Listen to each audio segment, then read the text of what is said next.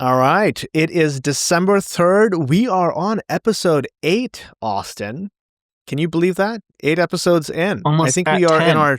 Yeah, I think once you get to like 10 episodes, you are in the top like 1% of podcasts or something. Like it's something ridiculous like that. Most people don't last this long. So, Wow. yeah, there's some stat like that. So welcome everybody to another episode of GTMN. We are going to make We 10, by the way, Pranav. We are going to make 10. Promise way you. more. We're Way gonna, more. We're going to break the 10 barrier. We only got 3 left. We can do this. Exactly. We had a little bit of a hiccup last week because we recorded it, but we did not publish GTMN.fm. That's just purely on me. I was behind the 8 ball on that one. We'll fix it going forward. We'll be more regular with GTMN.fm. So go sign up at GTMN.fm if you're listening to this. And if you like listening to us, give us a little review, give us a little rating, and it'll help us do more of this and give us energy to have more fun conversations about all things go to market. So, And if you don't like Austin, the podcast, you should email us, not leave a review. There we go. Yes, please don't leave a review like Austin and Pranav suck. No. Do you remember like they had this in apps a long time ago where like if you like the app, it will take you to the app store to rate, but if you don't like the app, then it will like pop up a modal to like send feedback to support. And that was like really advanced tech back in like 2016. Like, oh, you're bait and switching people, so you're getting the good reviews, but you're denying the bad ones. Like, we kind of want to do that, but we're just telling people to do it. Oh my God. So I have a really embarrassing story to tell. I don't think I've ever figured out how to leave a review for an app on my phone. Oh like my I God. literally can't figure it out on Android. I don't know if I'm dumb No, well, or that's the UI is problem, bad. Pranav. But yes, I'm sorry to all the Android app developers. You get 0 reviews from me because I literally don't know how to leave a review. It's that Yeah. bad. iOS is easy. You just like you go to the app and you literally click review. I can like find it right now. Yeah, it's right There there. you go. Just hit review. That might be You're a good to go. reason to switch to iOS. All right, okay, let's start. So did you do your Taco Bell marathon thingy last week? Did that happen? I did. All right, wow. Tell us about it. Hold on. Let me show you the winner's prize. Hold on. Oh yeah. Nice. Look at this amazing commemorative prize. Oh wow, that is hilarious. It's an ornament. That's awesome. With this fire sauce in the back. That's amazing. Okay, another embarrassing thing. I don't think I've ever been to a Taco Bell in the US. Wow. I mean, I had to change that. Part of me thinks you're missing out. Part of me thinks you're not missing out. No, I got to go to Taco Bell. It's on my bucket list. Try taco, you know? It was fun. It was cold. It was 30 miles. There were a bunch of crazy people. I could talk this whole show about the things I saw during that run. I'll just leave one. And this to me encapsulates like how, you think you have something figured out and then people can just surprise you with better ways of doing things. So we're at Taco Bell number 4 or something. I think it's 4. This was, by the way, called my local cantina. The local cantina is the Taco Bell closest to your house. Start with a local cantina. I'm a couple miles from my house, but I'm at mile like 15 or 16. And this guy comes in and he's like taking it very seriously. And this is obviously not a very serious run. People are dressed up literally as tacos, but this guy is taking it very seriously. And he walks in and he goes to the counter and he calls his name and he gets his bag. And you're allowed to have these things called cinnamon twists, which are literally these like puffed cinnamon things that dissolve instantly in your mouth. They're like 100 calories or less. And it's a great move to have some of these during the run, right? But he proceeds to crush the bag, crushing it in his hands. He pulls open a cup of water at the water station. He pours it in, fills it with water, drinks the thing, and then leaves. And I just like, I wanted to ask what the guy's name was. It was just such an incredible moment where like everybody's like, did he just do that? Yeah. So I just, Wait, so does it get powdered when you crush it? Like this is it was just because they're like chips basically. Imagine you're crushing chips into like a dust. Okay. It puts it in water. Does it dissolve in water? I did not have any moments to ask him this question, but all I know I have is so that many questions. He had this extreme strategy of drinking cinnamon twists, which is like crazy. So crazy. Wait, how many tacos did you have on the whole run? I have my spread. You wanna pull up my spread for you? Let's do it. Okay, so I'll tell you that in order. I have it right here. Okay, so I had a burrito first. That was the one I brought. Don't ask questions. I You to bring a burrito with you to the starting line. So that was the one I brought. That was cold. That was gross. Then I had a chalupa. I'll explain why in a second. Then I had another cold burrito. I had 2 cinnamon twists in a row. I had 1 crunchy taco, 1 soft taco, and then this was the hardest one. You have to have a Crunch Wrap Supreme. I had a Crunchwrap Supreme in the underground Taco Bell at Union Station in DC. So I'm below Amtrak in an Oh my underground Taco God. Bell having a Crunchwrap Supreme at mile 22. And that thing was the worst idea of my life. And, I regretted it for the next 8 miles. And then I had a quesadilla at the finish line because you have to have something at the finish line. So that Okay, was this my spread. sounds, even if I ever convinced myself to do a 30-mile run, eating tacos while doing a 30-mile run sounds not that fun, to be honest with you. Like, it sounds like a next level of endurance. I So mean, kudos to you for finishing. okay, here's a question for you though. This is the same day that I was doing the Taco Bell Ultra. On the other side of the country, there's this famous ultra race called the Quad Dipsy. So there's this trail up in Marin. It's the Dipsy Trail from um, the Muir Woods all the way down to the beach and back, Simpson Beach and back. And usually it's one, but the quad means you're doing it twice. And this is Uh, 28 miles, 9,000 feet of elevation. oh my God. So what would you rather do? Would you rather do 28 to 30 miles with 9,000 feet of elevation, or would you rather eat 9 tacos? Neither. That's the answer. I Okay, I can't fair survive enough. either of those. No, but I did make a bold commitment to. At first, I was like, I'm going to do a 10K next year. I'm not Love a it. runner at all. I hate running, but I did a 5K this year with the team, like with everybody at Paramark. Next year, I'm like 10K, but I'm like, maybe I should just do a half marathon. Like Mhm. that's a good goal. So I'm going to start training for it from January. So we'll see. Yeah, You're literally halfway there. there we go. Yeah. I'll start slipping in running guidance every podcast. We'll start with just like one Zen moment of running advice, okay? This is great. I love it. So if you're listening and you're also trying to get back into running, this is another reason why you should listen to GTMN. But It's on that note, let's talk about what happened last week. So last week was Black Friday, and then there was Cyber Monday, and some news coming out of Adobe and Salesforce and Shopify and Stripe. Like, everybody was talking about how there was quite a bit of growth this year compared to last year in terms of sales. So on average, the consensus seems to be that there was about between 7 to 9% in year-over-year growth across like both Black Friday and Cyber Monday. But what's interesting is when you dig into the data, you realize that almost all of that growth actually came from price increases and not unit increases. And we talked about it last week, right? So yeah. we said exactly the same thing. Not we, like we were just reading the news from other sources, but that's exactly what happened. Units were actually flat or down, and prices were up, and that's where most of the growth came from. So if you do an inflation adjustment, I don't know what that number is going to look like, but hey, at least it's not negative. So that, there's some positivity in the market, but it's also not that positive to say that there was a 7% year-over-year increase. So interesting times.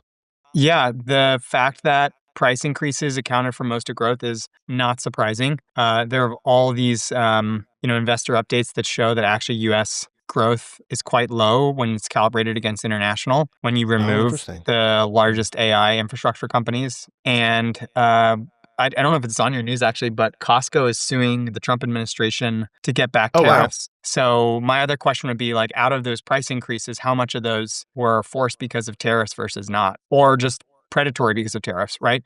the thought of having tariffs can allow brands to increase prices even if it's not warranted. So yeah, I'm kind of curious about whether those price increases were to justify tariff offset or not. Because your top line can go up, but if you're still paying a bunch of money back to the government and back taxes, then your growth actually is not really going up. So I'd be curious to know what that was like. Yeah, no, I share the same sentiment as you, and I mean it's also weird, right? Because Black Friday and Cyber Monday is the time when you also do a bunch of discounting. So I imagine everybody in the last like 3 months increased prices crazy because of all the reasons, and then discounted prices crazy, and you ended up at that 7% number, which is kind of wild. I mean, at least it's good that it wasn't negative or flat, because if it was that, then obviously we'd be in a recessionary environment. So we haven't really hit that yet.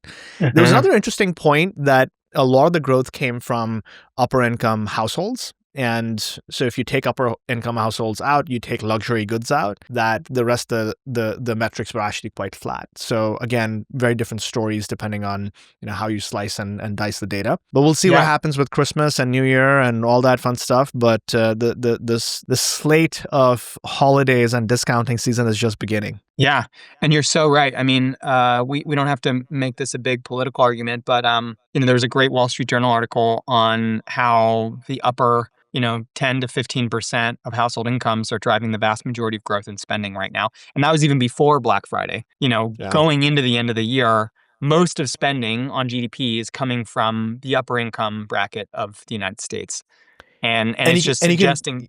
Yeah, go yeah. ahead. Yeah, the No, I disparity was is going to getting say bigger. you can argue the same exact thing even on the business side, right? So when you look at the the market caps, all of the Hmm. market cap growth like S&P and Nasdaq has been the, top 7 or 10 stocks, and everybody else is like barely, growing.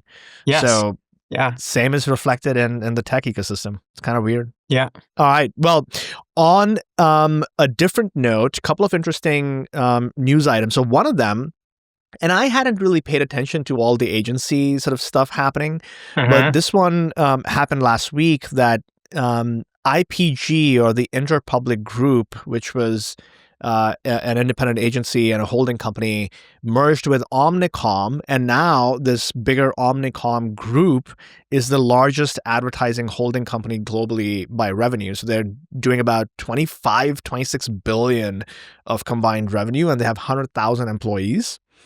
And the reason they were in the news is because of this merger, obviously. So becoming the top. I think the next biggest one is WPP or Publicis, and then the fourth one is Dentsu. So that's kind of the ranking of the top four. And they're shedding 4,000 jobs, and the reasoning for why they're shedding 4,000 jobs or 4,000 sort of roles, the restructuring is explicitly driven by the need to compete in an environment where AI-driven creative production, data integration, and global scale are taking precedence. So not new trend. This has been going on. Like, agencies have been struggling for the last like several years, and you're seeing more consolidation. And I think the labor market is going to get affected by what's happening with AI and creative. So Yeah. interesting times again. Yeah, it's fascinating. So my father-in-law was the CFO of a subsidiary of Omnicom called Star Marketing back in 2006, 2008, and then worked at Omnicom in New York for a long time. And Nice. so I'm not, based on my knowledge of how they operate, I'm not surprised that they're acquiring. And it's this very interesting dichotomy that you're pointing out, where on one hand, the big brands are struggling to stay alive by acquisition. At the same Yep. time, I think there's never been a better moment in history to build a marketing agency, because none of these big players know what they're doing. Yeah. And so many companies out there need help. And they don't even know what they need help with right now, because traditional marketing is being changed. It used to be, Yep. oh, well, I need content, I need, product management marketing, I need, or PMM, and maybe I need creative. Now it's like, I'm just trying to figure out how I jerry rig LinkedIn to my out of home campaign to my warehouse. Like, it's much more technical, it's much more sophisticated. There's not a playbook you can run for every business. And so I think that for the enterprising folks out there, there's a real opportunity to build a big consulting practice around it. And because these big guys want to acquire, if you can bootstrap it to 10, 15, 20 million, you have a real shot at building something great. I agree. I completely agree with you, and I think that's what a lot of the smaller agencies are thinking about, right? So they're bringing in more technical folks in to kind of retool, a 50-person or 100-person agency to take on these bigger clients because everything is up for grabs at this point. Mhm. Okay, another interesting piece of news. Did you hear about this? There's going to be a flying billboard. Have you heard of this? I was just like, wait, what? There's a company No, but called I'm so curious. Tell me more.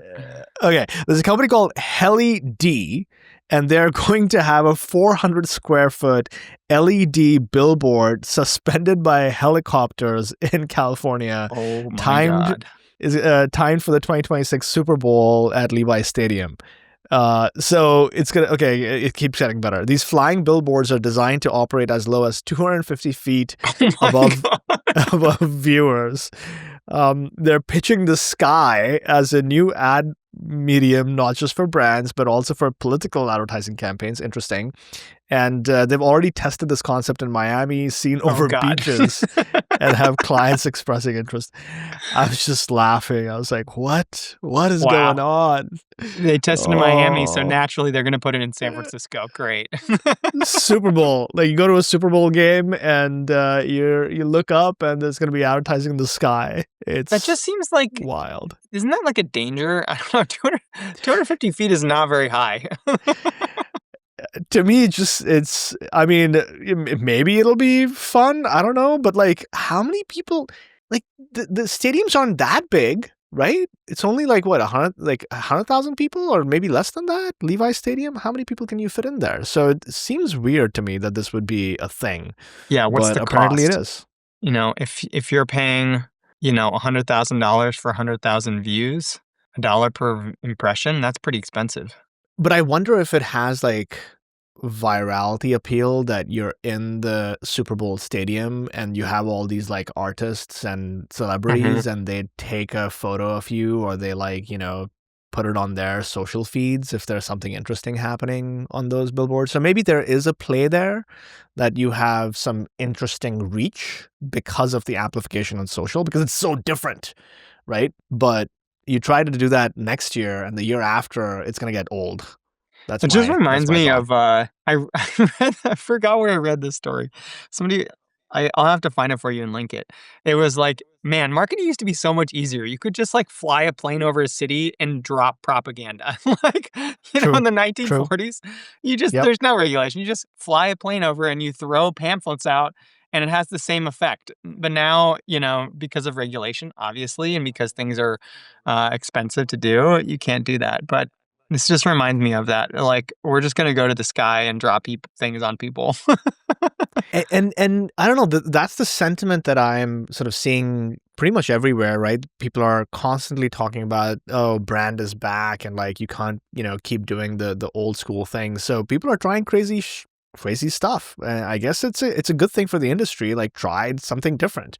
There was actually a post, if I'm not wrong, yesterday from one of the co-founders of Ramp, and they were saying that they're shutting down their automated outbounding team. Mhm. They used to have, you must know this, like they had a team that was focused on sort of outbound and doing it through automation and humans, and they're shutting down that entire practice. And they're like, yep, we think that that game is done, it's over, and we're shutting it down. It's like, Yeah. wow. Oh my gosh, so many thoughts here. First of all, I work for Gene. Gene's a legend, and if you're listening to this, because he had some jobs linked. If you're listening to this or you read that LinkedIn and you're like, "Hey, I'm looking for a great person to work for," Gene is probably like top 1% of people I've ever worked for in my life. He's amazing. Wow. So if you have the opportunity to work on his team, I would definitely take it. But I think what you're drawing the line on is so right. It's like we're in this moment where both deterministic attribution is dying, which is driving people to experiment with brand and out of home and linear TV and all the things that historically have been put, in the second or third place of exploration for traditional, programmatic marketing. They're now being risen to the top. So it's like I think we're like back in the 2000 era where deterministic attribution doesn't exist. So what do? You spray and pray. You just try a lot of stuff and you can do stuff, like controlled Hmm. ad groups, but most of the time you're just going off gut instinct and what your customers are telling you. And I think Totally. at the same moment that's happening on marketing, the same thing is happening at sales. Like sales's moment came later, but the same kind of like attribution moment for sales has been that now you can't just spin up an IP address and email 100,000 people. Ramp did that. The Oats program was a version of that. The Oats program was a subject line, an initial hook, a body, and an end close that were all generated by AI by effectively having a lot of data about your customers. If you have tons of data fields and data properties of your customers, you can kind of customize each part of the email. Now you spin up dozens, if not hundreds, of IP addresses and you send emails to hundreds of thousands of people. You build a database or a total addressable market. And that game, I think, is what allowed Ramp to be so successful. But now there are tons of companies that are trying to do this. Yep. Unify, which Austin Hughes, the CEO of Unify, he built Oats at Ramp. So he built a version of that for public adoption. There's Instantly, there's Lemlist. There's an article about how they built a version of this in Vercel. So there's the off-the-shelf versions and there's the in-house versions. And the punchline that I've seen is the same for everybody. It's that you can't just spray and pray. You can't just stand up this system for everybody anymore. And so similar to marketing, there's now a recursion back towards the mean or back towards what used to work, which is like, hey, hire 200 sales reps, equip them with tools, but allow them to write messages, allow them to go on LinkedIn, allow them to prospect, allow them to send swag to people. Like all the traditional things that I was doing as a seller back 10 years ago are now in Yep. vogue again. The only difference is like it's not as manual and as tedious because you have automation to run. If you Yep. create a list of 100 leads and you find your data, you can go and create 100 really well-designed emails and you can spot check them. And so I think that's what I'm seeing more of is not this idea that people are going to build their own scaled outbound approaches, but like you actually equip humans to do a really good job of it. And maybe you take away some of that automation, but you still have a human in the loop. Absolutely. And, we're going through this ourselves. We have one salesperson. We just brought on who we are calling a GTM engineer, and their job is essentially to figure out these, opportunities of, and we don't do like mass outbounding at the scale of a Ramp because of just our product and our go to market. It's a lot more narrower. So we have to be more thoughtful about how we engage. Not that Ramp was not being thoughtful. It's just different scale that we're operating at. And the thing that I struggled with is like, hey, if everybody else is doing the same thing, how are we going to stand out? And Mm-hmm. that's the challenge for us. Is and I we my our sales rep and I had a brainstorm session for subject lines. And I was just throwing out crazy shit like, LeBron James and incrementality. It has nothing to do with anything, but it's just like things to break through the, the same typical stuff that you're gonna have in your email inbox. Because if people don't even open your email inbox, you're dead, right? There's no value add. So we're gonna see if that works. I'll report back. I would love to come up with some key subject line hits that are not approved for this show. Exactly. There we go. Oh, okay. Perfect segue into another AI story. So I was reading this. There's a vodka brand. I don't drink vodka, but apparently there's a vodka brand called Svedka, and they're making this is like a nice PR story in my opinion. They made a commercial. They're making a first ever commercial for a Super Bowl, and the spot is being produced primarily using AI. And I'm like, why are you telling the whole world about this? It makes no sense to me that you're announcing that you're making an ad through AI. And in that PR sort of push, they also say that the CMO is emphasizing that the AI work is not a shortcut. It required significant creative input and direction. It's almost like, AI was just an animation tool. And I'm like, who approved this PR push? Because this is like a weird concoction of like, yeah, we're doing AI, but no, it's all human. But maybe that's what it takes to get attention these days. So it got picked up in one of these ad journals, and yeah, and I don't know, this whole like we are using AI to do creative. What's the point of telling the story? Yeah, Do you I don't see a know. point? I don't get it. I mean, I think we're still in the honeymoon phase of AI in many ways. Like we don't know yet. Well, this is just my thesis. I don't think the world has an opinion yet about how to respond to things that were deliberately made with AI. Like we're starting to have glimpses of it, right? Like we've talked about this where somebody made an ad, I don't know, it was McDonald's or Burger King, somebody made an ad with fully with AI, maybe it was Coca-Cola, and it was just so cheesy you could tell. So Uh-huh. when you're expecting it not to be AI and you can tell it's AI, it's bad news. Similarly, I had this conversation with a customer this week, which is they've deployed robocalling, but robocalling is actually a lot better now because there's humanistic voices and they can listen and respond quite quickly. I mean, even GPT gives you a sense of how meaningful a conversation can be with an AI agent. And they're like, do we even tell them? Do we tell them that the person on the other end of the line is an agent or not? And I'm like, here's the problem. If somebody opts into the experience and they know what to expect, it doesn't matter if AI fails. If they Mm. opt in with different expectations and it fails, then they get angry. So that is what I think we're experiencing right now with this whole marketing stuff is like people want, I think, to make, creative and campaigns out of AI. But you run the risk if you don't reveal that that's what you did, then people think you're Ah, sloppy, right? mm, So mm. I think the bet they're taking is, well, why don't we just tell them we did this? That way they don't judge us so harshly. And I'm kind of the mind you either go on or out. You either build it without AI, Exactly. you build it with AI, and you either own it or you don't. And there's I think there is zero value in telling people that you're doing it with AI. Like, what's the point of doing that? That makes no sense to me. I think they just are hedging. They're hedging for the angry Yeah, people, you know? maybe, maybe. But it's a vodka company. Like, you really think your audience is gonna be upset one way or the other? Like, what are we talking about here? Uh, Well, I mean, I I don't think know. what would be funny is if they I feel like they could have a play on drinking there. Like, you know, something about after you've consumed a couple of drinks, this is what it's like, and they show the AI version. To me, that would be funny. Like the ad actually starts human, and Oh then my there's like god. something around after they've been drinking too many drinks. Then it turns into AI, and it looks so goofy, and like people have long fingers and all this other bullshit. Like to me, that would be hilarious.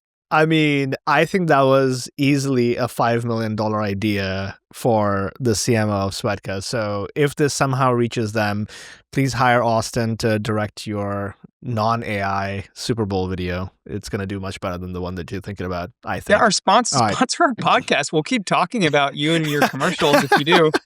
You know? There we go. Oh my That'd be God. hilarious. This episode is brought to you by a vodka producer. Swetka. Yes. We're having too much fun, Austin. This is good.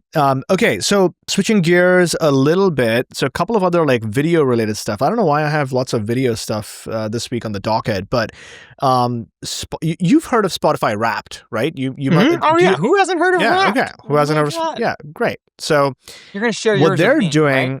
Say You're that gonna again. share yours with me, and I'll share yours with mine, and we'll do an unveil together. We could try. I My Spotify habits are ruined by my kids.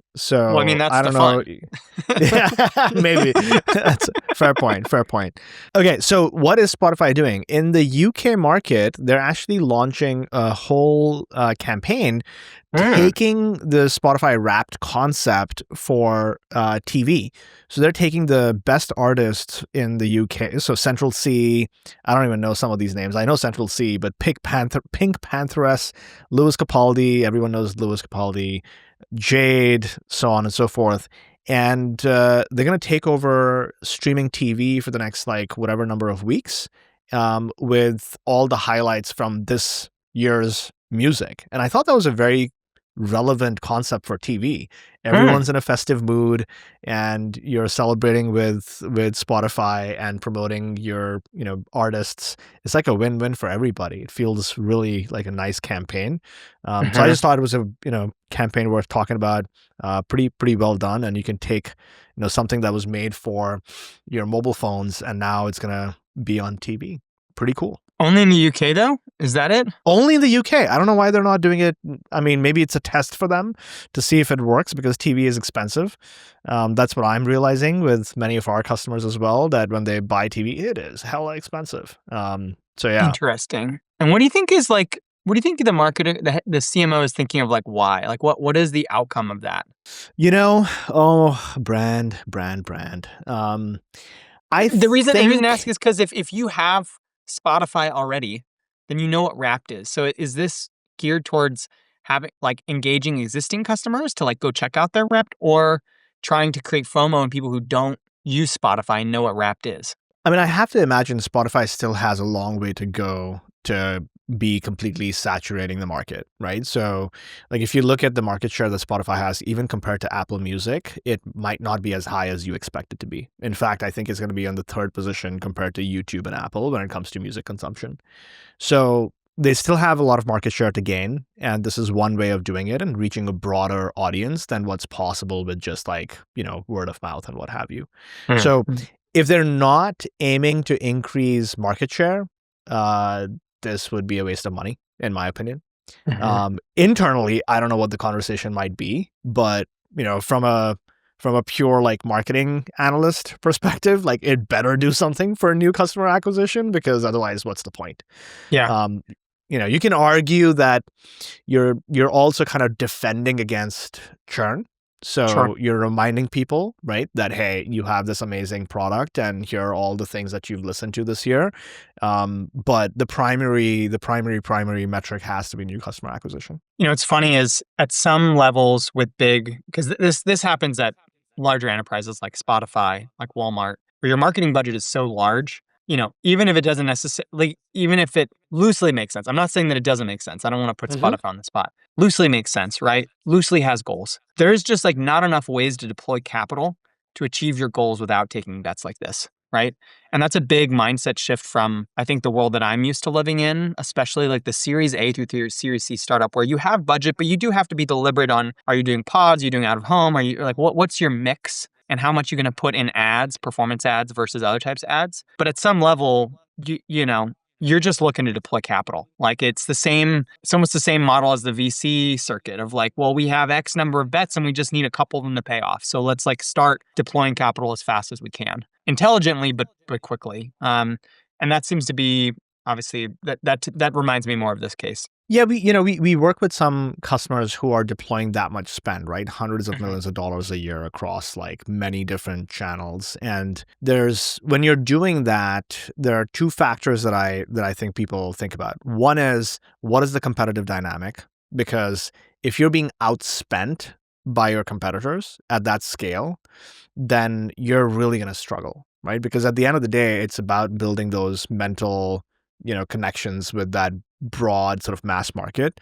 And obviously, Apple is the lion's share, if I'm not wrong, or YouTube is the lion's share of, the market. So you don't have a choice. You have to spend at that level. And then you have to figure out how to spend it at that level in the most effective way. And TV and streaming TV is the broadest way to reach everybody, right? I don't think there is a single human being that is not watching CTV or TV. That's just a fact. So that's your, broadest form of media that's left. Even the Metas or the LinkedIns. Like I think about this for LinkedIn, for example, from bringing it back to my own example. How many CMOs or VPs of marketing are actually on LinkedIn in any given month? I can tell you it's not a high percentage. It's actually a very low percentage. And so, you can advertise a lot on LinkedIn, but there's a natural limit to how many people you're going to reach. You're not going to reach everybody you want to. So the challenge for us is, how do we break out of just LinkedIn and build a broader, way to reach that audience? And and honestly, if you could afford CTV or TV, it's a good way of doing it. Yeah, yeah, no doubt, no doubt.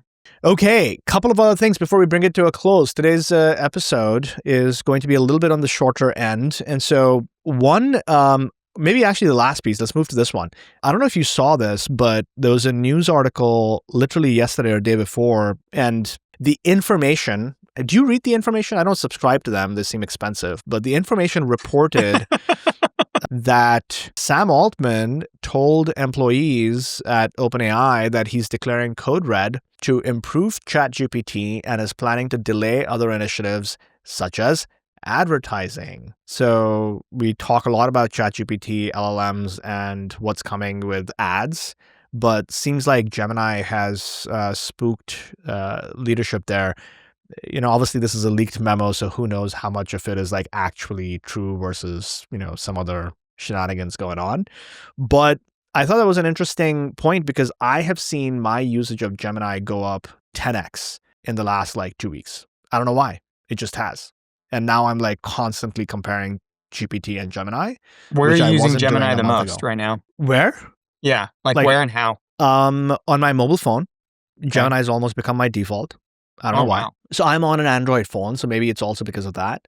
Oh, But yeah. I'm just so that was one, and then the second was I created my breakthrough moment was I created an app for our sales sort of process in Gemini. And when I saw what was possible with Gemini, and I don't know, it wasn't possible in ChatGPT because of the way that Gemini lets you build React apps inside of the chat environment. It's kind of cool. So you get a full functioning, front end app with all of the React goodness. The moment I did that, I was hooked. I was like, oh, Gemini's awesome. It's beat ChatGPT in some dimension. So now I'm going to trust it more. And after that, my subconscious is just reaches for Gemini. Mm. And what's also interesting about my own, usage here is like I like to stick with one tool instead of many tools. I just don't have the time and the patience to be in many tools. And I'm seeing myself switch more towards Gemini than ChatGPT. I was an avid like ChatGPT fanboy for like the last 2 years. So this is very much like me changing a very core habit. And it's everything. It's on my mobile. It's for research, even researching for this show. Um, Everything is happening more in Gemini. Yeah, I mean, for me, this sounds so dumb. This is like so pathetic. But I could not, for the life of me, get docs to attach easily inside Claude in GPT. And that was the thing that really made me a Gemini user. Is that, I mean, so they have these things called gems, which are the same as projects in Claude or GPT. And what I love about it, because I have all of my consulting history is in Drive. Like I have 8 years of data in Drive. Everything I've ever built, talked about, seen, heard, do is in Drive. I also, when I record calls with customers and whatever, in Clarify, I have a script that runs that saves them to Drive, the transcripts to Drive. So I have like a master repo of everything I've ever said, in Drive. And when you go to add knowledge to Drive, you just click add from Drive and then you can find your existing knowledge repo. So in my mind, it actually makes me want to invest more in the Google ecosystem that I've already invested in naturally. Yeah. And I think that just is like very clear to me becoming a huge advantage is that when I can create a folder system and that now is a living part of my brain that I can leverage inside of a chat. It's just so I powerful. completely agree. I think you are so right about that. I completely forgot about this. I actually asked Gemini to create events for me, and it just Mm. did it. It just did it like perfectly. And I What don't were think the that events that that you had to create? I'm very curious. back to our running theme. So I, Mm. had a prompt for like, hey, how should I prepare for my, 10K or half marathon? It suggested a 3-phased approach. I said, hey, can you just go ahead and schedule this on my calendar for the next like 9 months? And it just did it. Wow. And I Wow. went and the one bug was it was not good at, I prompted it to like change something about the events, like attach the instructions to the events, and it created duplicate events. So that was a little bit Mm. frustrating rather than being able to like reference the thing that it just did and then improve upon it. But Oh, the I don't think ChatGPT does a good job with calendar, with docs, like you said, right? And all of the other objects that obviously Google is much better positioned to handle.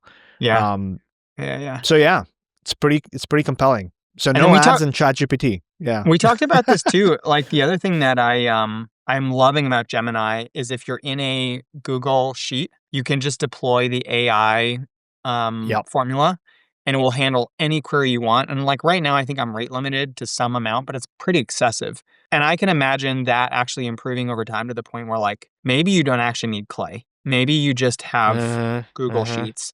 Because what is Clay doing? Clay is doing two things. They're kind of handling API calls in and out. They're doing web research.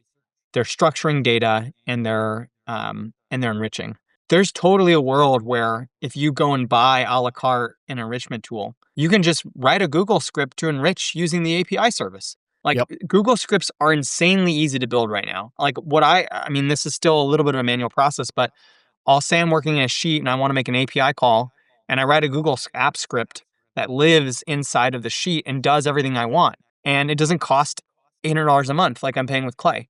Now, granted, I don't think Clay's going anywhere. They built a great tool, but I can imagine for the endeavoring mind and for somebody who's trying to do more with less, you can totally do it with Google Sheets. Yeah, the other one, the other interesting use case for me is NotebookLM has been really Mhm. interesting. Yeah. The way I use it is when I'm researching a new guest for my other podcast, so Brand Formans, and I need to kind of do research on that particular guest, I go and find a bunch of YouTube videos on that guest. I throw all of the links into NotebookLM, and now I can immediately just query all the transcripts of all of those YouTube videos. So I can Mm. say, what are the 3 most interesting things this person has said? Or what are the 5 questions that have never been asked to this guest that should get asked? Things of that nature. And it's just so much like more efficient than, any other way of doing this. So even NotebookLM is like pretty darn good. It's funny. I mean, what we're getting at here, which is something we already talked about, which is like the spread of tools everywhere, and like where does your mind live? This is a big part of the battle right now. Everybody's fighting for mind share. They're fighting for you to put all of your brain in one spot. And I've been very reluctant to be overly reliant on putting my brain in one place for the specific reason is like you don't want to be screwed when a new leap of technology comes up and allows it to just happen much easier somewhere else. Yeah. And you have to say, like, hey, late to the party, but Google's really figured it out. And I think it's going to be like everything changes in this world so fast, so it's hard to say what's going to happen. But yeah, like okay, so here's the last piece on this, again, from a go-to-market perspective. Where ChatGPT has Google beat right now is the fact that I have invested a lot of time and energy into creating custom GPTs in Mhm. ChatGPT for everybody in the company to use. And I actually have ChatGPT business and I've deployed licenses. So now I have to make a conscious decision. Do I switch that off and move everybody over to Gemini and Gems? And there is a lock-in there, right? This is, so I think it's not insurmountable because it's like fairly straightforward to copy and paste custom instructions, but there's still a little bit of a friction point here. So it's not like game over, in my opinion. But it's an interesting time to be in this space and just doing go-to-market work in general because everything changes so fast. It's kind of Oh crazy. man, 100% agree. Yeah, I mean, I clarify, we gave people Claude, GPT, Gemini, Cursor, because I think we're just still in this exploration phase. And I wrote about this recently. Like, I pay for GPT for Claude, I pay for the API for Claude, and I have Cursor. So I'm paying 6 to 10 grand a year as an individual because, like, I could not get that much value out of doing these things myself. Like I would have to go hire somebody for $100,000 to do what these tools are doing for me. So That's even interesting. if you're locked in, I think there's still a lot of value in continuing to deploy capital to experiment. Yeah, totally.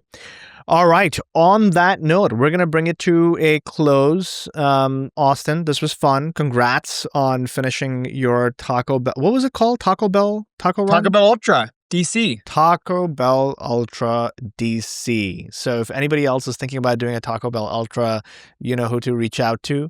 And if you want to subscribe and go on a half marathon next year, I'm going to start training Jan 1.